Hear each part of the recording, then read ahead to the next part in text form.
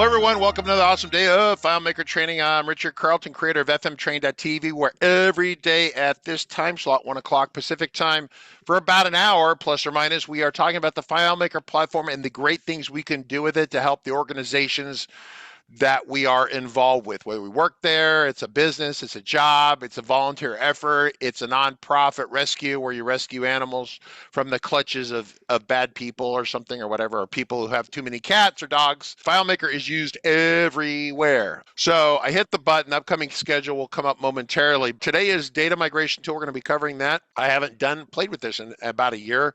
I just went through and practiced it, which is really awesome. I watched my own videos from the FileMaker platform course. If you buy the bundle, I watched my own video and I was able to immediately do this. And so we're going to have a live conversation about it and have it open questions and answers. It's really quite good. So let's talk about the data migration tool.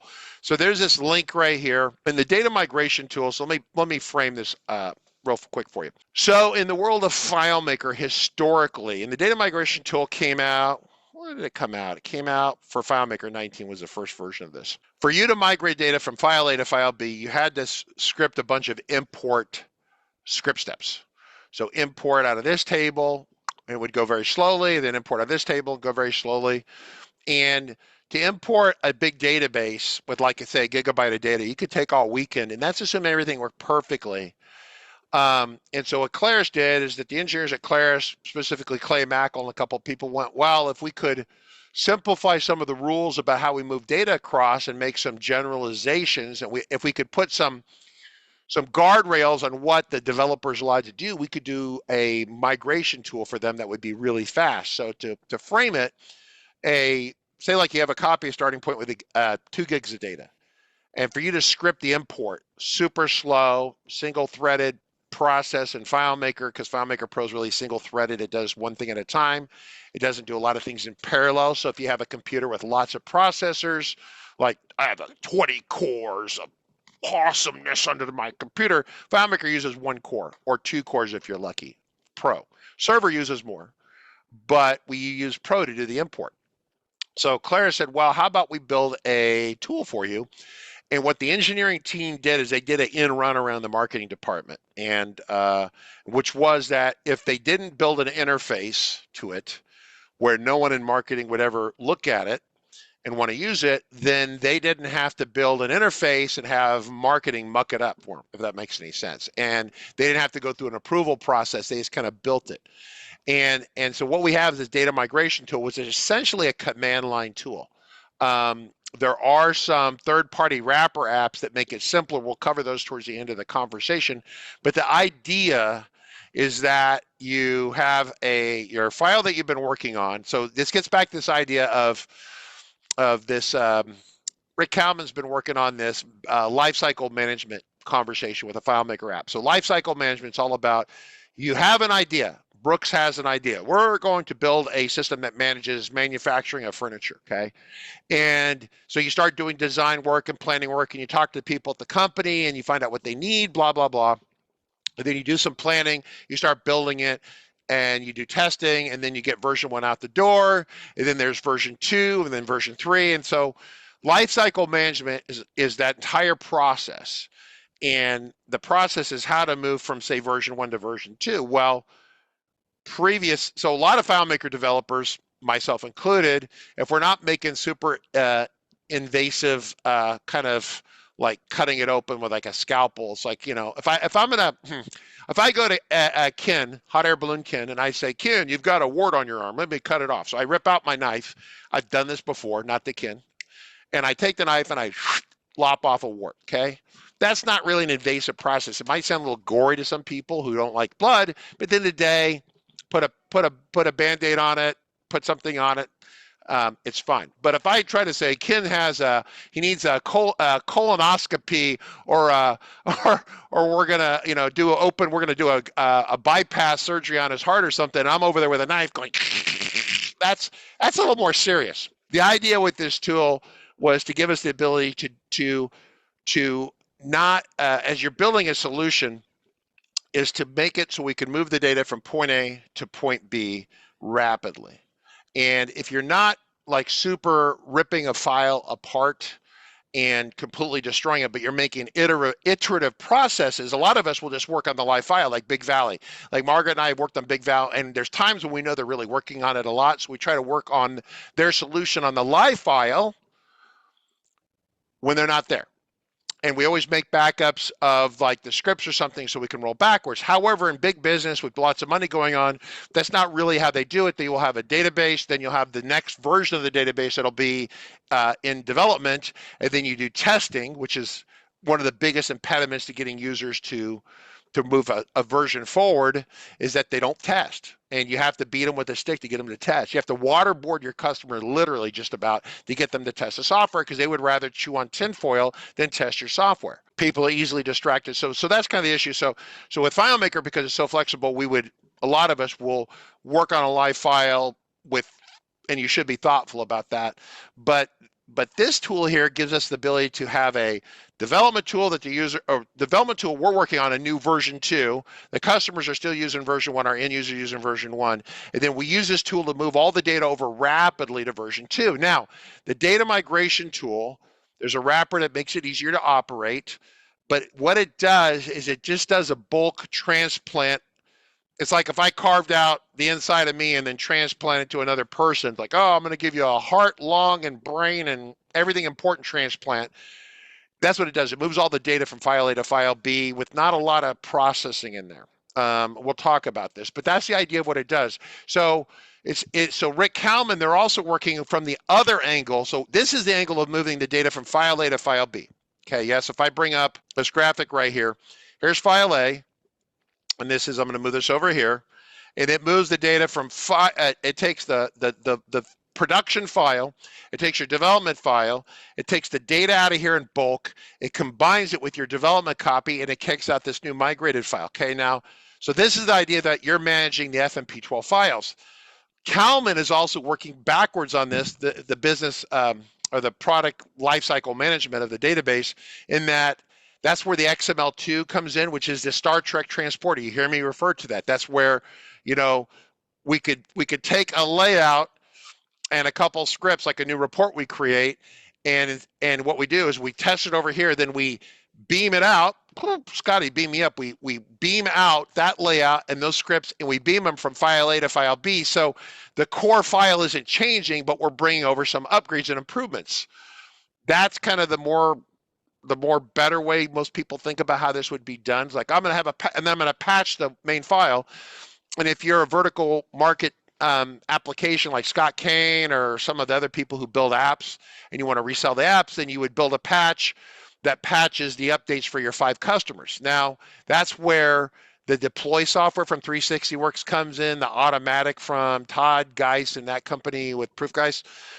They're kind of similar sort of tools from the standpoint that Claris made this data migration tool, this command line engine. So what I'm going to do is I'm going to come over here and I'm going to show this to you. If you go to this website right here, you can read about the version history and stuff like that. You can this is the legal license, and then you can download to run it on a Mac, on Pro, or on Windows, on Pro, or have it run on a Ubuntu server, Linux server, so FileMaker server. So what 360works does, and what Deploy and Proofgeist does, is they take this engine, which is this thing right here. It's a command line tool right here. They take that 53 megabyte file and they embed that legally into their product. So this is a free giveaway from Claris. It used to restrict who could get it, but pretty much I just went to the website on the Claris community. I wasn't logged in at all, and it let me download it. So it's really, technically, you don't even have to own a legal copy of FileMaker. As long as you're in the Claris community, you can get it.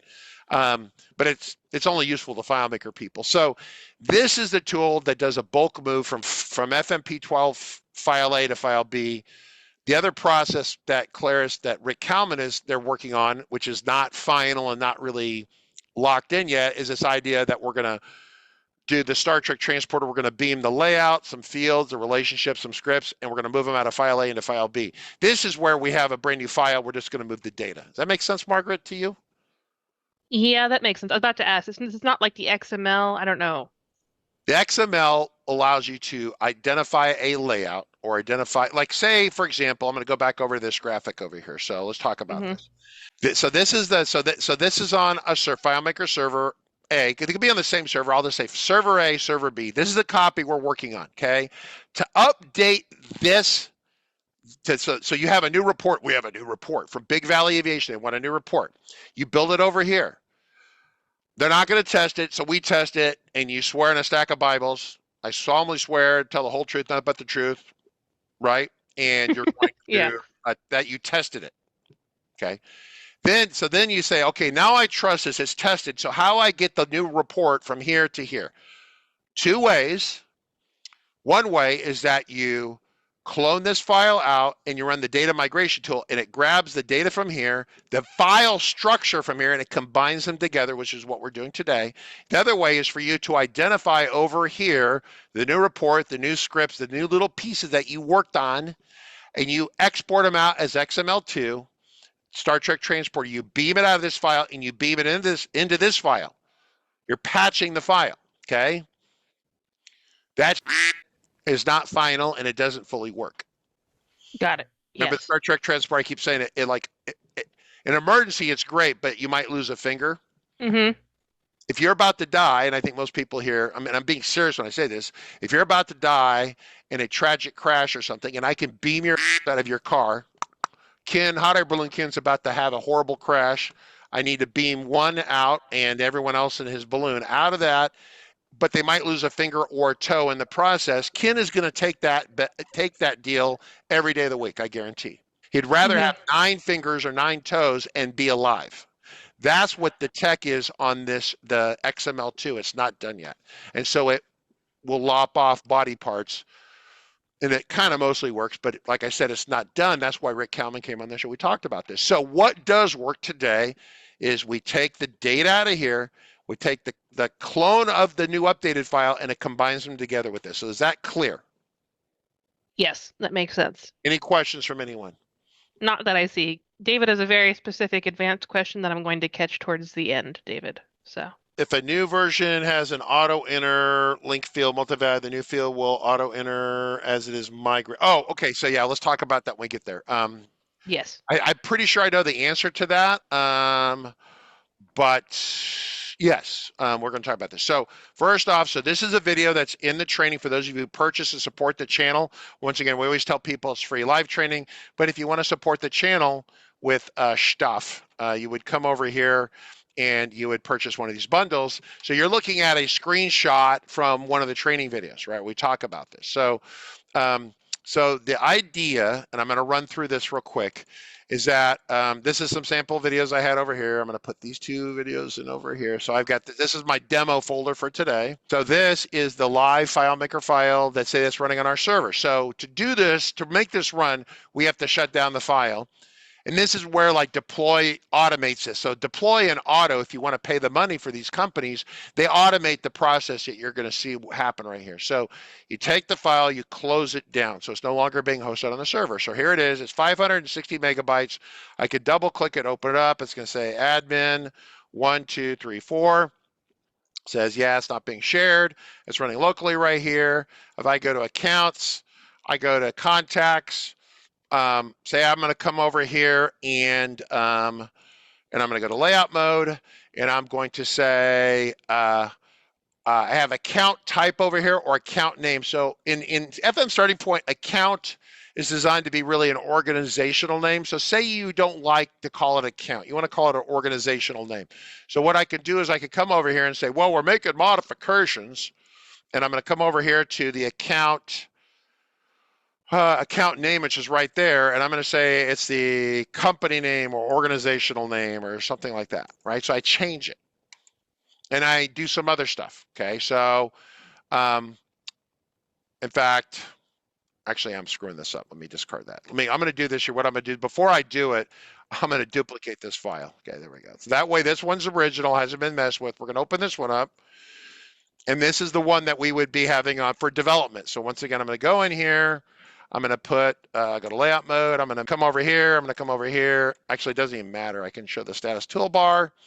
I can bring a line up here and put a line and do something and make it, red or something, right? Make a red line. It's a blue line right now, fill line, solid line. It is, let's see, can I make it solid? Yeah. Can I fill graphic? Can I do it as a 10-point line? There it is. And the color should be red. There we go. So you got this red line in here. And then say, once again, we're going to go into field definitions and we're going to go to, hell, we could even change the account name, right? You could say, I don't think I want to call it accounts. I want to call it companies or organizations, okay? And so I've made a change here. And so this is our new version of the database. I say, okay. So now the important thing is now I have, in my mind, I have the live one. This is the live one here. This one over here is going to be the new development copy. So this is going to be, we'll call this version X2 or something like that, right? With new features or something, right? And so we want to take the data out of here and bring it over here. So step one is that you go to the new file and you open it up and you're going to clone it, okay? And so what is a clone? Clone strips all the data out of FileMaker, out of a FMP12 file. It strips all the localization data out. It strips the globals out. It really zeroes out the file, okay? So if I go save a copy as, and I go to clone, okay? So save it. So the file A is not on the server because you can't do save a copy as when it's on the server. So you take it down off the server. And once again, we're doing this manually by hand, so you can see how this works. You say clone, no records, and you're going to say save. And I'm going to call it new, I'll just call it clone.fmp12. Save. So this is still the file here. It gave birth to the clone file over here. So I'm going to bring this over here for the moment. Now, this is a very important concept, what I'm about to say. So this is a clone, a copy of FM starting point clone. So all it is structure. The fields, the layouts, the scripts, the code, no data. In fact, the fact that I'm using North American US English, that's out of there too. So this is what we call a fresh clone. A fresh clone. It's never been opened by Pro or Go or server in any way. It's never been tainted because as soon as you open a clone file, even if you don't add new records, you've tainted it. You put your fingerprints on it. It's no longer perfectly sanitary clean. It's seen that you're, like if you're Ruben in Germany or wherever Ruben's at, I think he's Germany, it sees he's on the German version of FileMaker and it goes, hey, we're going to set the localization up on this file so it'll translate things in German, blah, blah, blah, whatever it needs to do.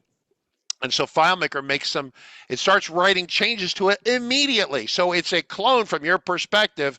It's what I would call a dirty clone or a tainted clone. It's still a clone. Most people don't understand this, but there is really a difference between a fresh clone and one that's been open. Even if no one added records to it, it's been changed by Pro.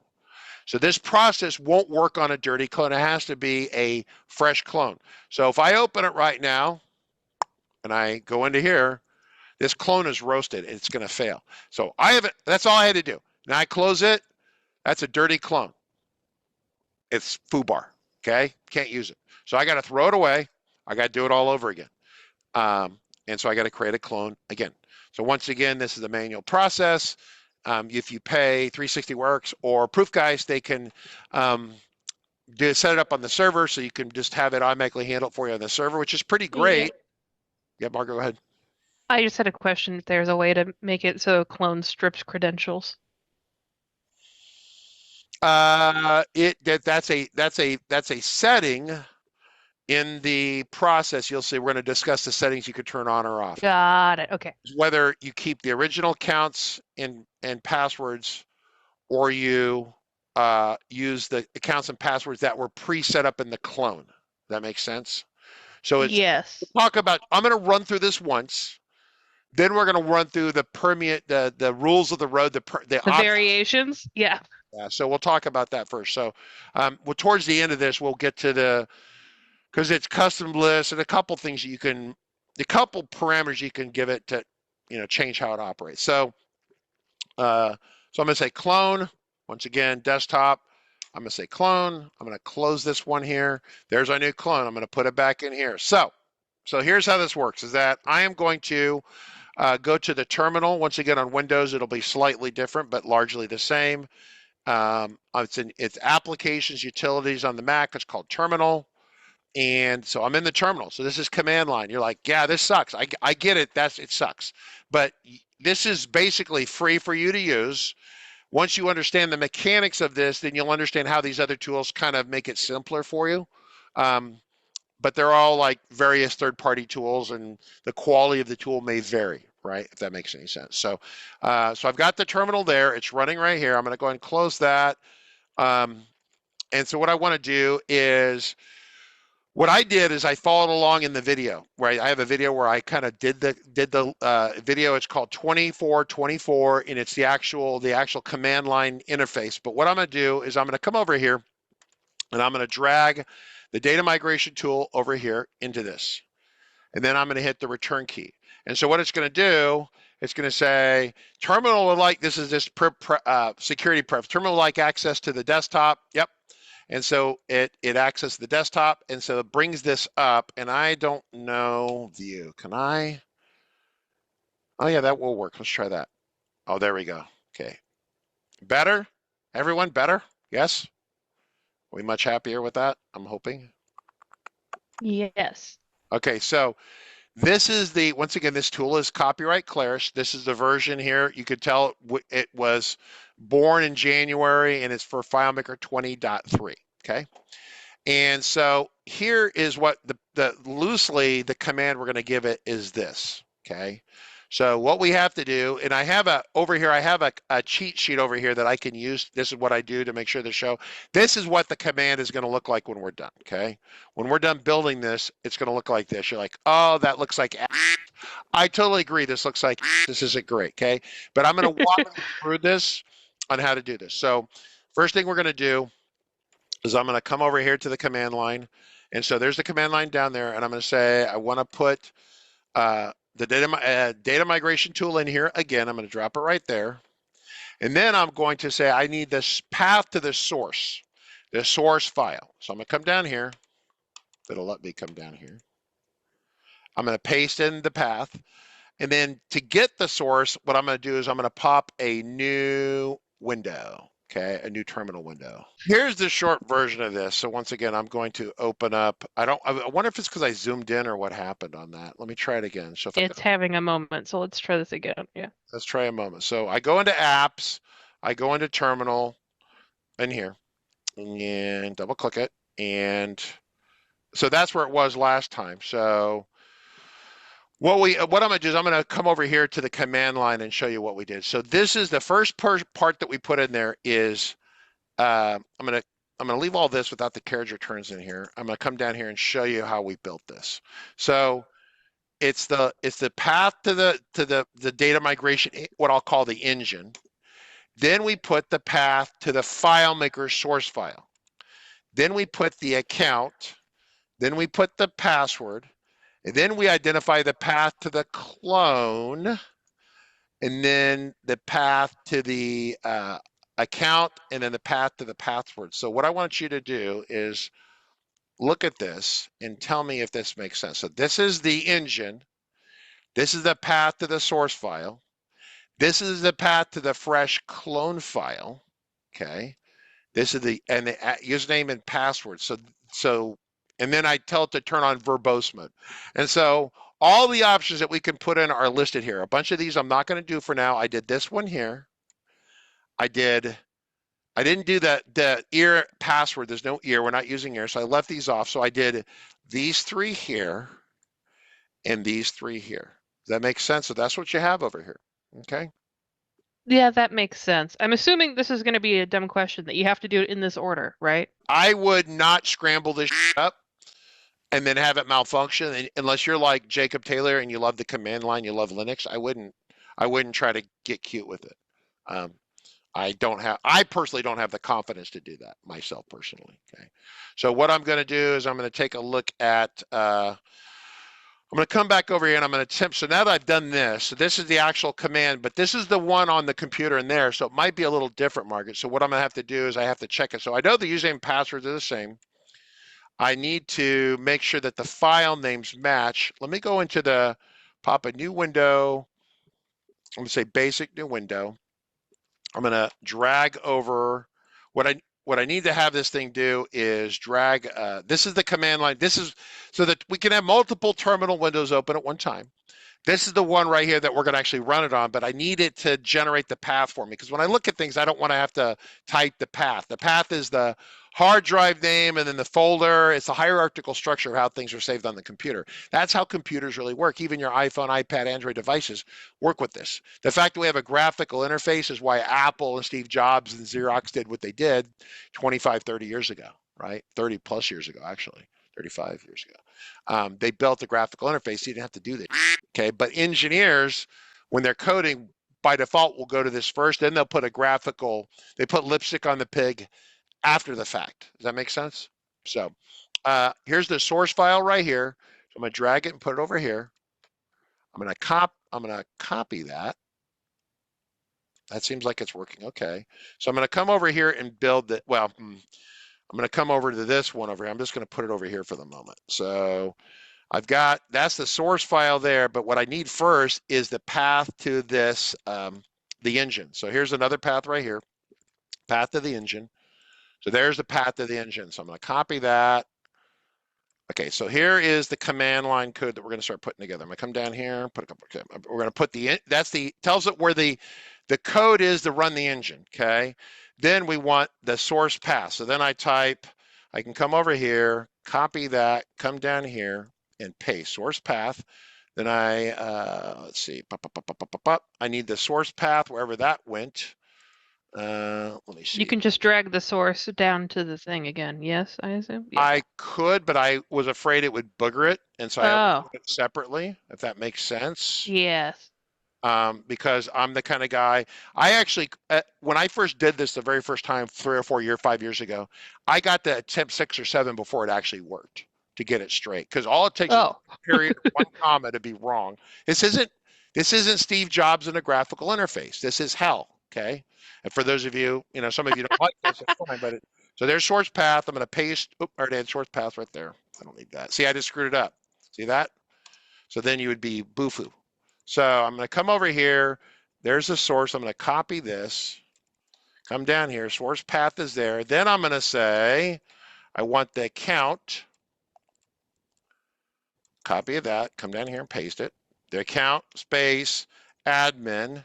And then I'm copying and pasting it that way I don't mess anything up.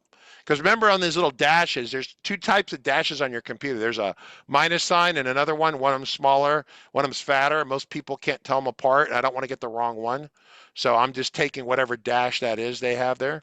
I'm going to say 1, 2, 3, 4 is the password. Okay, so that is the engine, the source username and password. Now I'm going to come over here. I'm going to grab the destination, which is this clone right here.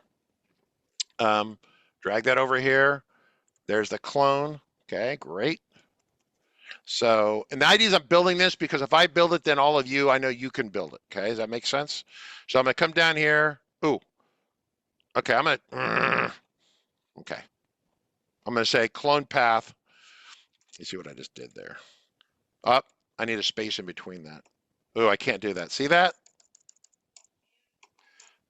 It's very sensitive to stupid, so you want to be very careful about that. Then I'm going to come back over here. I'm going to copy this again. I copied it prematurely. Come over here, paste the clone path.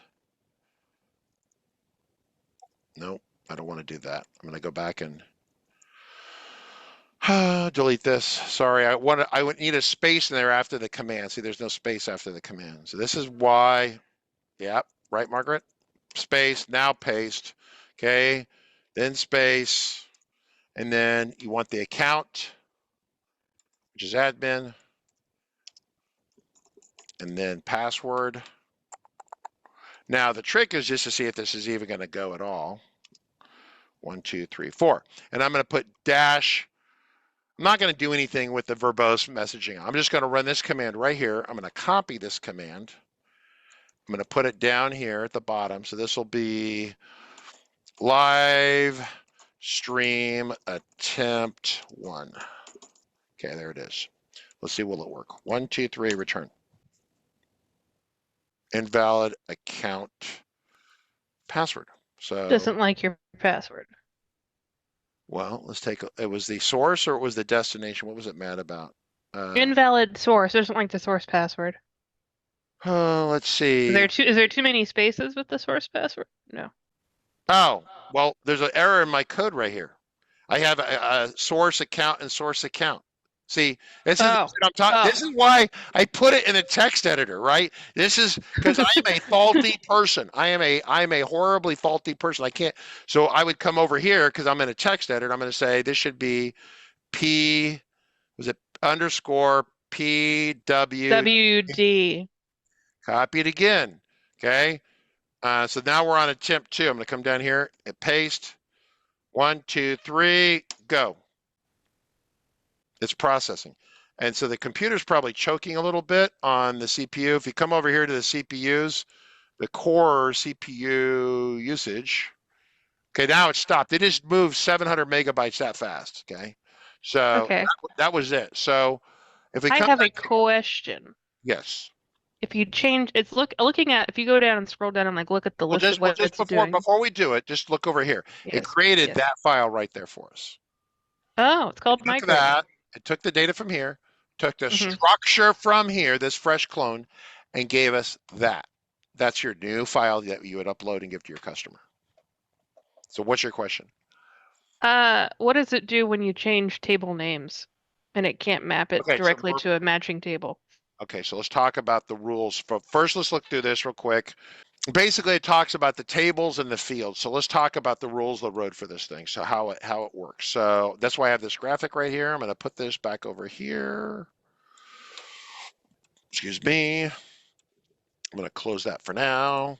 So if we look over here, what the rules of the road are, the way it works is that when this process runs, it will use all the cores it can. So unlike normal FileMaker Pro, which uses one processor or one core, and it might use 2 if you have a portal that's set to sort, it can do it in parallel. But generally, FileMaker Pro will either use one processor or core, or maybe 2 on a weird day, on an unusual day. So this thing, the data migration tool, executes in parallel because it's not like, because when you run a script in FileMaker, there's a very linear process. It's like why we thought about how to script. Remember the mechanical thought process, step 1, step 2, step 3. FileMaker works the same way as our thinking does. It's very linear. And so if it's very linear, then you can't really run parallel because you couldn't control the order in which things would be completed. With this, it doesn't matter. It's a bulk operation. Okay, so if I come over here, we're matching the accounts right between the two. We match the years if necessary. And then what happens is the rules of the road for basically from your perspective right now, that you need to have admin access to both files. Okay, if you don't have admin access to both files, the access password you're using should have the FM migration extended privilege set enabled for it. Okay, if you don't have admin access, but I wouldn't tilt that windmill right now. I would just get it if you've never played with this, just get it working at all. Then understand the rule matching. So here's the deal with FileMaker real quick. When you have a field name or a table name,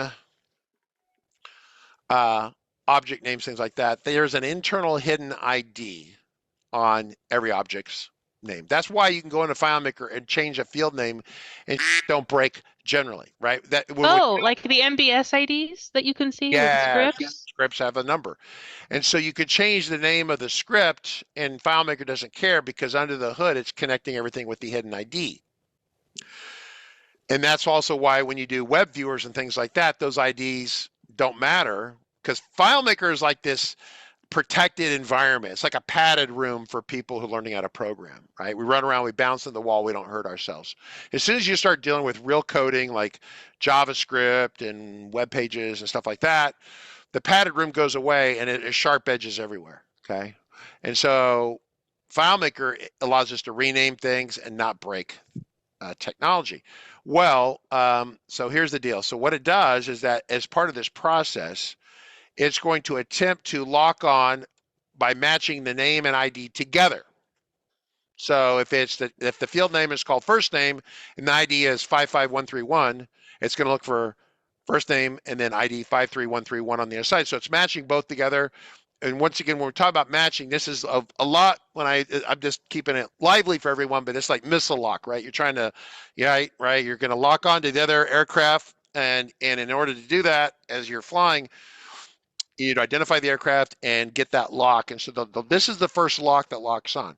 The second lock that locks on is a situation where say you delete a field and then you add a new field, or you delete a table and add a new table with the same name. It's going to assume that as a professional developer, you're smart to understand that if you had a context table before and you have a context table in the new file, that you really meant the data from go file A to file B, right? Does that make sense? So in a worst case scenario, well, in the second scenario, there's 3 levels of lockup as we lock onto it. First one is ID and name. The second one's name only. The last one is ID only, okay? And this is this one right here. It's ID only. So ID only is where you change the name of the field. We remember a little while ago we changed the name of the field. And so it's going to use the internal ID, so it doesn't care that you renamed it, okay? Now here's the one area where you're going to snag yourself. If you're one of these people, you're like, I'm going to delete a field in my solution because I don't need it anymore. So the users are using live file, you're working on the development file, say you're Ruben or someone working on the live file, or David Angel working on the new file, and they're like, well, I'm going to delete this file, this table, delete this layout, pick an object, delete this field. But I also need a new field or new table or new layout. And so what you do is you recycle the work. You're going to screw yourself with this tool, because this tool assumes that if you don't need it anymore, you're going to delete it. And if you create something new, you're going to create it new from scratch. You're not just going to recycle something. Now you can duplicate something. That's fair game, because when you duplicate it, you can give it a new name and it gets a new ID. Whenever you have a duplicated object, you're duplicating the name and all the attributes. The ID gets reset by FileMaker. You never see it, it gets reset. So duplicating is fine. But if you actually had company name and you decide that's going to be, change it to company phone, because you don't need company name anymore, or company email, like pager. How many people have pagers anymore? Okay. What's his pager number? A lot of you are going, what the hell's a pager? It's a electronic we used to have, okay? So it had a phone number associated with it generally. So you say, I don't want pager, but that could be a phone too, or something like that. You've renamed the object and you've changed its intended purpose, but the IDs were the same because you didn't delete it and rebuild it, right? So it's going to move all the data over. You understand what I said, Margaret? You repurposed or recycled an object. Yes, that makes sense. And so that's the area where you got to be careful with this. So what it does when you run this over here, we can run it again. This is my text file. This is the actual file. I'm going to run it again. I'm going to get rid of this. So that's the file kicked out. So this is the source.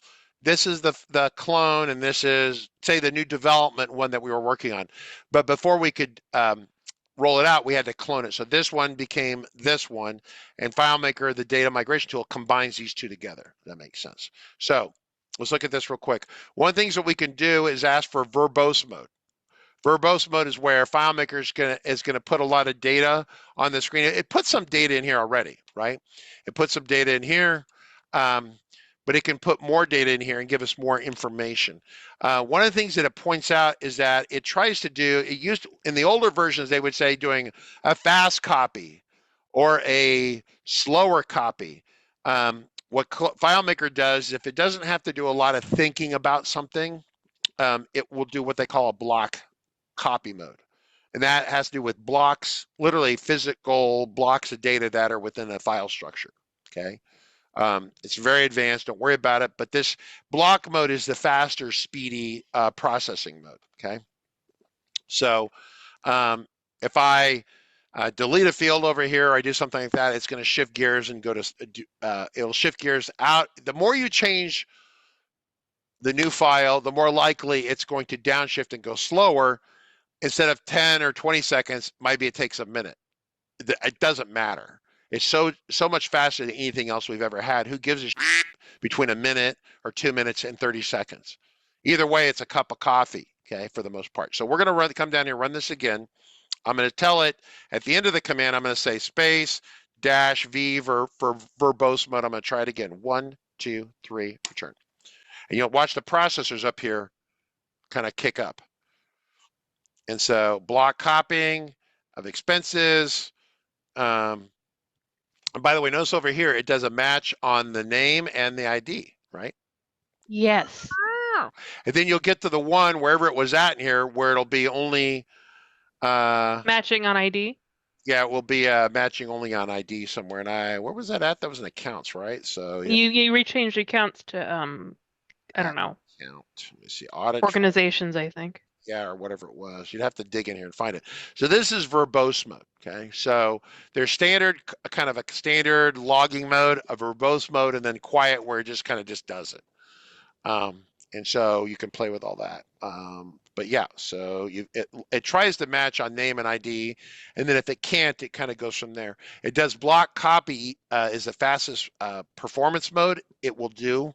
So if it can, right? If it has to remove fields or do other things. So let's talk about the options that are in here. So once again, if I go to and this goes to David's question, I'm going to come over to the data migration tool. Let's talk about this. We have a guide there's a guide over here. You can download it. I'm going to download, this is the guide. The way Claris does this, bring this up from Claris. This has to do with you have to have the admin account, or you have to have the extended privilege for the for the non-admin account that's trying to do this, okay? Keep in mind that if you have an error, either both files are errored or neither one of them's errored, okay? The passwords can be different, but either they're both errored or they're both not errored, okay? That makes sense. Migrating your data, so we bring up this over here, talks about external data.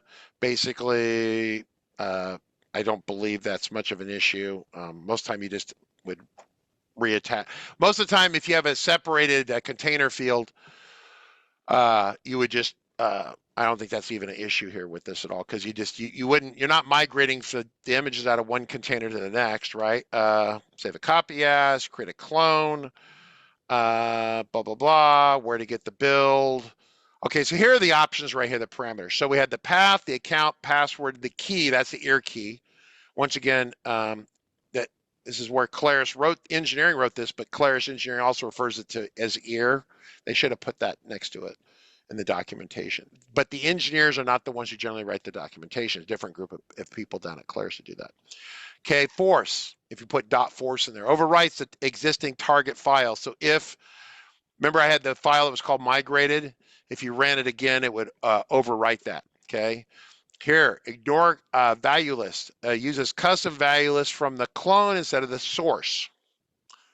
So custom value list is where, not a value list is based upon table data, but where you say allow someone to edit the value list, and they add some extra things in the value list. You can either keep the one from the source or the one from the clone. It's not going to merge those together. It's one or the other. Ignore accounts. Use the accounts names and passwords and encryption of the password from the clone instead of the source. So it'll move your accounts and usernames and passwords over, or it can use them from the clone, okay? Your mileage may vary, depends on what you need. Ignore fonts, doesn't check font mapping. This has to do with fonts that aren't not on one computer, on a different computer, different versions, things like that. I generally ignore this. There's not a lot of detail in this, but if you start having font issues, it's one of those things you could dig into and look at. Ignores other parameters and only outputs the version number. I'm not sure. We could try that, see what that does. Yeah, that'd be interesting to see. I don't know. Some of these features are newer. So when I first shot the videos, all these commands were in here. Force, I think, was in there, and fonts was in there, but the accounts and value lists were kind of a new adds to that. Reevaluate. This is David Angel. So it causes all stored calculations to be reevaluated. So if you put this in here, I guarantee this is going to cause it to go a lot slower. These two right here, rebuild indexes, right? And reevaluate any stored calculations. Calculation values are computed and the original values might change, especially if the calculation includes some of the GIP functions. So I don't know if that includes the auto enter field calculation, David. If it doesn't, then you'd have to have a script that you would run after this was done to step through and to do any additional updates you need. Okay, just keep that in mind. This has to do with localization, right? Not really an issue with here with me. These are, once again, these are the localized languages for the computer. When you buy FileMaker, largely it's only the basic versions, French, Danish, Japanese, Chinese, Dutch, etc., German. There's only like, I think 7, but there's additional ones in here, which give the computer, the computer itself localizes itself to that language. So anyway, so that is all the options. That's what they are. We could try the rebuild indexes and we could try that again. See how that goes? Yeah, it's probably going to cause it to go really slow. Let me come down here at the bottom. Let's just try. Can I paste that? Nope, that was bad. I need to go back to the last one. So I'm going to go back to the last command up here, wherever it was at. I'm going to turn off the verbose. I don't want to go past it. Let's see. Scroll. Mark, if you have questions along the way, let me know. We will. Just have the David question. So, oh, and also a question from Lynn Austin. What happens to external containers? As long as you have the correct directory, it's just, it doesn't do anything. It doesn't have to do anything, right? Remember, you can disconnect containers to a file. All you have to do is put the images or that external directory in the correct spot, and FileMaker will find it. So really, we're talking about moving data in and out of an FMP12 file or external containers inside the FMP12 file. No, they're not an issue. If you have containers stored internally, then yeah, that's, we had a customer the other day who had 50, 80, 100 gigabyte database. 95% of it was images. And I'm like, hey, and then they're reporting they're having crash problems. And I'm like, well, how about you stick all your images externally? So then only the real data is in the file. Then the file becomes, 2 gigabytes of text or something small, a gigabyte text, maybe less than that. So yeah, here's the command right here. I'm going to grab this. We're going to go to the very bottom. I'm going to paste it, but I'm going to get rid of the verbose. Well, the verse, let's type quiet. Let's try that. Want to try that one? Okay. It might freak because the file's still there. Target file couldn't be created because the file already exists. So what I'm going to do is I'm going to paste it again, and I'm going to put force in there. Is that a dash? Looks like a dash. Let's try that, force. And that's over. I think that's the force override or override. So 1, 2, 3, force. Oh, there it goes. So it overwritten it. So this is quiet mode. That's not quiet. That is not quiet at all. That is not quiet. It should be quiet at the end. See, that's the problem with this sometimes. See, because force was up here higher. See, I don't know, right? So what we'll do is we'll reverse it, see if we can get that to go. This is why it drives me nuts. So it's quiet, and then, and so it's dash, Q, dash, force. So some of the words you spell out, some of them you don't, right? Okay.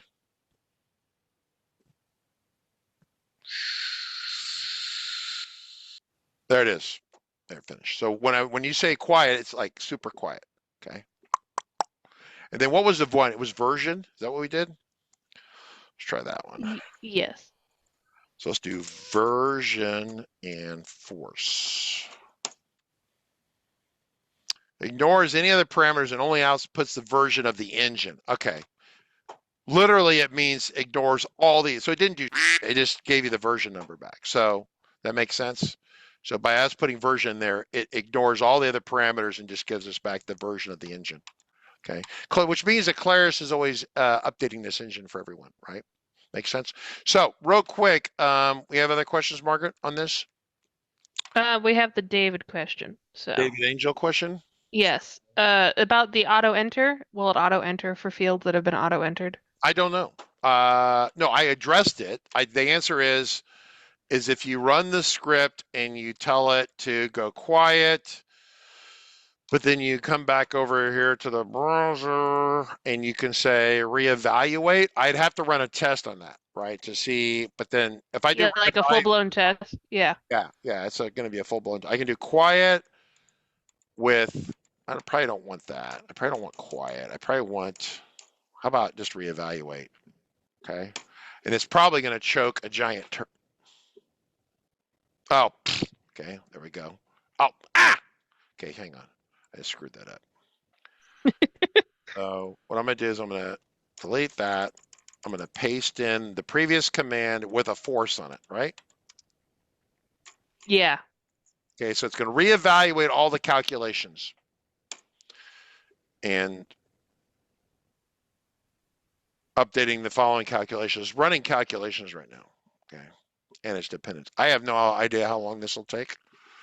Oh, we have another question from Rick Fosnot, kind of a doozy.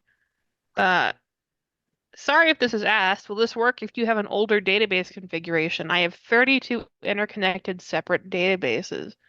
My goal is to get all the separate databases into one file using modern standards. This will work against. Okay, so backup. So you're talking about, once again, this idea of consolidating files, and there's a checklist for doing that. This is not about this is not a file consolidator. This takes an FMP12 file, whether it's a single file or it's one of the 30 files that you have. It takes the file with the master data, and it takes the new structure of the file as a fresh clone, and it combines them together. So if you had a solution with 30 files, you would run this 30 times. Now, that is where the 360 Works deploy product comes in. It's the one I use, so that's the one I can talk about intelligently.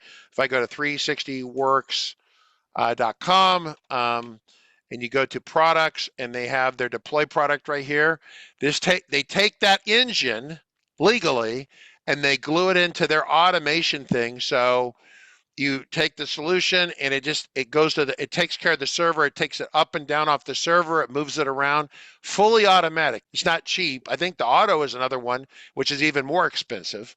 But if you have, like, say you had so with 360 deploy, for example, I have 10 customers that have bought super duper amazing starting point, like just imaginary product. Let's make up a product. Super duper amazing starting point. 10 customers have bought it. They all should have the same. They have their own data, but they have the same structure of the file. Or like the vet FM people who have vet software, okay? And they make an update, and that update should go to everyone. They can take the 360 Works deploy, have the master one, say update everyone, and it goes to each server, takes the file down, does the process you just saw us do, and then takes the new file and posts it back up on the server. That's really cool. And so that's where this kind of logically goes. Now, if you don't want to buy this, but you don't want to do the command line either, then you can go to Productive Computing, kind of an interesting group of people over there. And they have a product called, so I downloaded this. It's called the FM Data Migration Assistant. So what this is a wrapper application. So this is from Productive Computing, copyright them, okay? And it says data migration assistant currently has no FileMaker engine in it. So it's the DMT engine. Would you like to load it? Yes. And you have to find it. So you have to, so legally they can't give it to you. You have to download off the Claris website, right? So I could say browse, I'm going to find my FileMaker data migration tool and show what it wants, a zip version of it. Insert. And on the Mac, please extract the tool from the zip file and choose another path for the executable here. Oh man. So what you choose? Are you going to shove it? I don't know. See if that'll work. So anyway, the idea is that you start and you add, this is the two files, drag and drop it in here, drag and drop it in here, then run it. Does that make sense? So you don't have to do the command line stuff, right? But understand that they made, this is a free wrapper app we call wrapper app. It wraps around it, okay? Now it's not going to automatically upload to the server and download the server and all this sort of stuff. And they're dealing with container fields here, so you have a maximum of 4 GB limit because of the limits of the wrapper. So if you have like a couple of my files are over 4 GB in size, you'd have to use the command line, or you gotta buy the product from 360works or Proofgeist, the automatic thing, right? But my team is using the deploy product. It works great, but there's ways of automating this, right? So this is a big deal. So I think that the one gentleman, Margaret, on YouTube, Rick Fosnot, has this issue where he needs to consolidate FileMaker. This isn't consolidation. This is just moving because it needs the same IDs, right, in order for it to actually move stuff. Yeah. So it's the structure of so what Rick's probably wondering, if he has a 30 file solution and he wants to import all the data across to a new single file solution, this will never do that, because this largely assumes that the source and the destination are largely the same. One came from the other. Rick, what you need to do is move everything to a single file and get the customer updated manually the hard way with a single file. Once they're there with a single file or whatever you're going to do, then you can use this to maintain things. But when I look at this is the source and destination file. Once again, if I come over here to this folder, this is the source file here, the destination file here.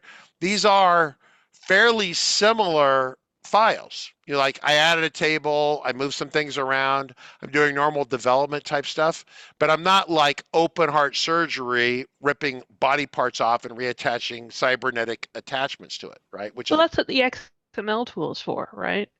Someday when it's done. Yes. I'm being dead serious. So someday when the XML version 2, which is the Rick Kalman's, the Star Trek transporter's done. That's the lifecycle management stuff that Rick Kalman's working on. Once that's done, then you could take theoretically a 30 file solution, and it would be easier and faster to consolidate together. I would think. I would guess that would be the case. So yeah, it's we're past time on this. Anyone have other questions?